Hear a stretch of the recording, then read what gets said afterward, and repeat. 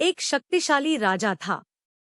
उसके एक इशारे पर पूरा राज्य कांप उठता था। जो उसकी बात न माने उसे तुरंत कठोर दंड दिया जाता। लोग उससे सम्मान से नहीं बल्कि डर से बात करते थे। एक दिन राजा ने सुना कि एक साधु है जो किसी से नहीं डरता।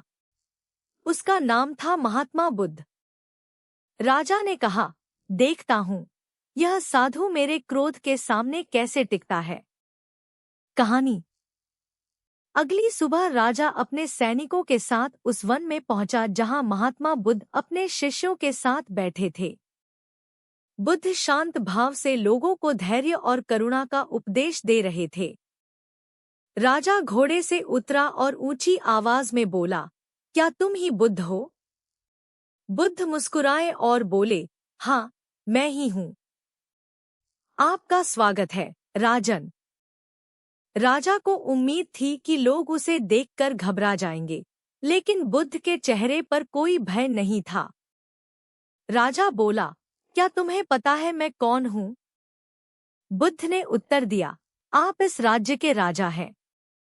लेकिन इस समय आप अपने क्रोध के भी राजा बन पाए हैं या नहीं, यह केवल आप जानते हैं। राजा का चेहरा लाल हो गया। वह चिल्लाया, तुम्हारी हिम्मत कैसे हुई मुझसे ऐसे बात करने की? बुद्ध शांत रहे। राजा ने तलवार निकाल ली और कहा, अभी इसी क्षण तुम्हारा सिर धड़ से अलग कर सकता हूँ।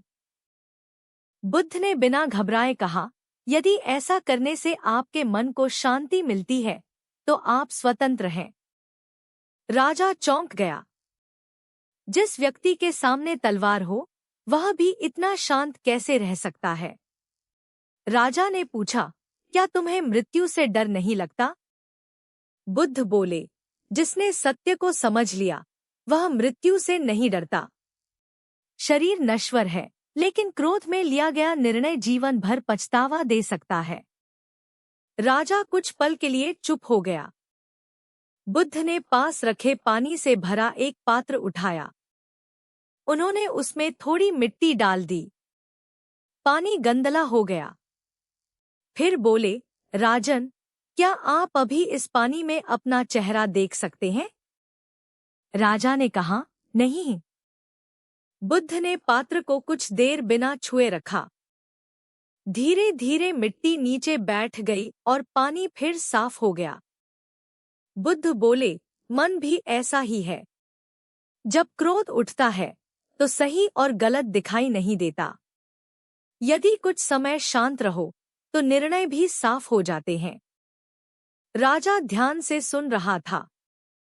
बुद्ध ने आगे कहा, जो दूसरे को जीत ले वह वीर हो सकता है, लेकिन जो अपने क्रोध को जीत ले वही सच्चा विजेता है।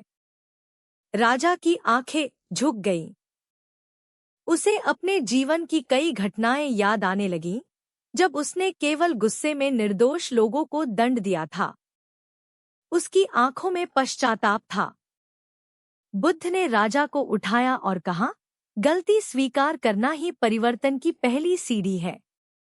उस दिन के बाद राजा ने अपने राज्य में कठोरता की जगह न्याय और करुणा को महत्व देना शुरू किया।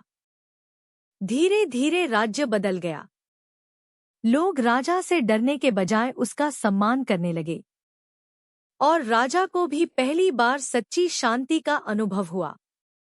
अंत। उस दिन बुद्ध ने अपने शिष्यों से कहा, क्रोध जलते हुए अंगारे के समान है। जो उसे दूसरे पर फेंकना चाहता है, सबसे पहले वही स्वयं जलता है।